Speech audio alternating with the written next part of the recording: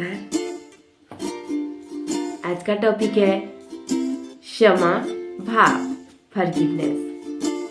हमें क्यों दूसरों को माफ करना चाहिए,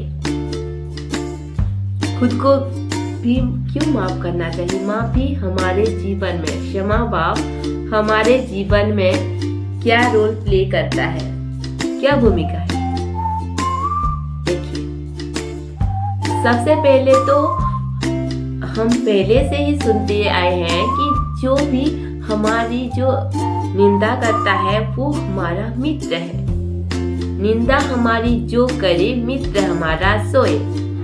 यानी जो हमारी निंदा करता है, सबसे प्यारा मित्र वही है। इसका मतलब ये है कि हम जब कोई हमारी प्रशंसा करता है तो हम ऊपर मतलब कि गर्व का महसूस करते हैं, वो हमें नीचे गिरा सकता है।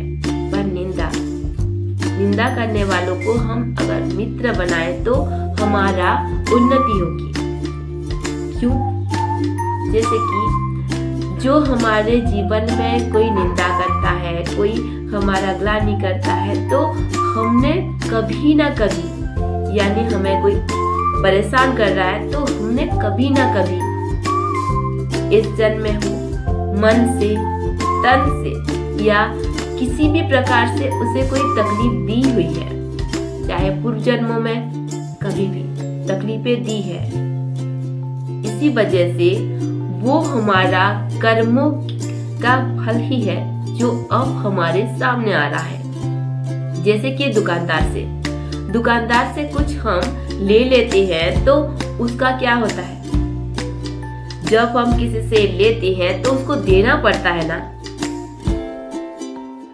तो जब हम किसी से लेते हैं तो देना पड़ता है, तो वैसे ही हमने उसको दुख दिया हुआ है ना, तो हमें क्या मिलेगा? दुख ही मिलेगा। तो सबसे पहले हमें उसको माफ करना चाहिए। माफी मांगना नहीं है, उसको सामने जाकर हाथ जोड़कर माफी मांगना नहीं है, पर दिल से उसको माफी मांगना है। और दूसरा है उसकी गलती को भूल कर माफी मांगना है। और हमने अगर कोई गलती की है तो माफी मांगना है, उसने कोई गलती की है तो माफ कर देना है सच्चे दिल से। दूसरा है कि हम जब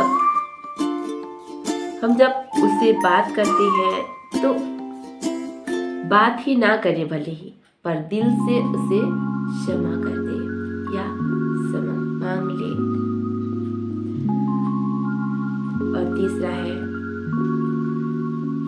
उसको इतना दुआ दे, इतना प्यार दे कि वो उस दुआ की वजह से उसके जीवन में तो ढेर सारी खुशियां आए, आपके जीवन में भी, यानी हमारे जीवन में भी वो खुशियां अनगिनत आ जाए। यानी हम जो देते हैं वही पाते हैं ना।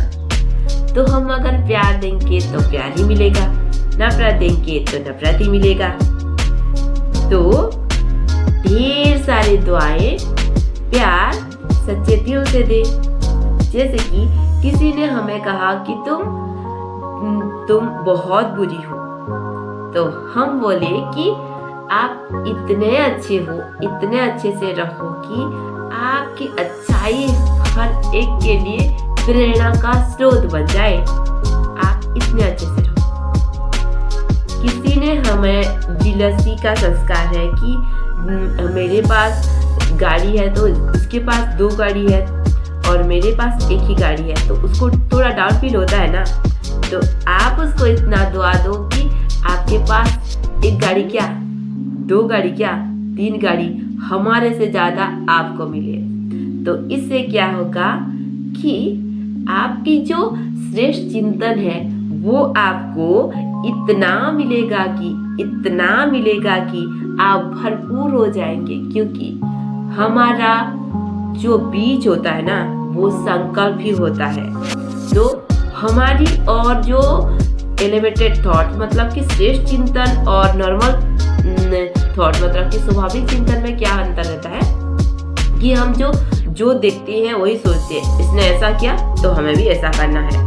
पर जो एलिवेटेड थॉट होते हैं, श्रेष्ठ चिंतन होती है, वो बताता है कि जिसने जैसा भी किया पर मेरा कर्तव्य क्या है, इस परिस्थिति में मेरी रिस्पॉन्सिबिलिटी क्या है। तो इससे क्या होता है कि हमारी फ्रीक्वेंसी हाई हो जाती है और इसकी वजह से सामने वाला भी धीरे धीरे समझ जाता है। हमारा रिश्ता खूबसूरत होने के साथ साथ हमारे जीवन में तो खुशियां आएंगे ही, पर सामने वाले के जीवन में भी खुशियों की फुव्वारे लग जाएंगे। ऐसी होती है, ये होती है क्षमा भाव का फल, यानी फॉरगिवनेस का रिजल्ट। अगर वीडियो आपको अच्छा लगे तो लाइक शेयर और सब्सक्राइब करने के साथ साथ कैसा लगा कमेंट जरूर कीजिएगा। धन्यवाद धन्यवाद धन्यवाद।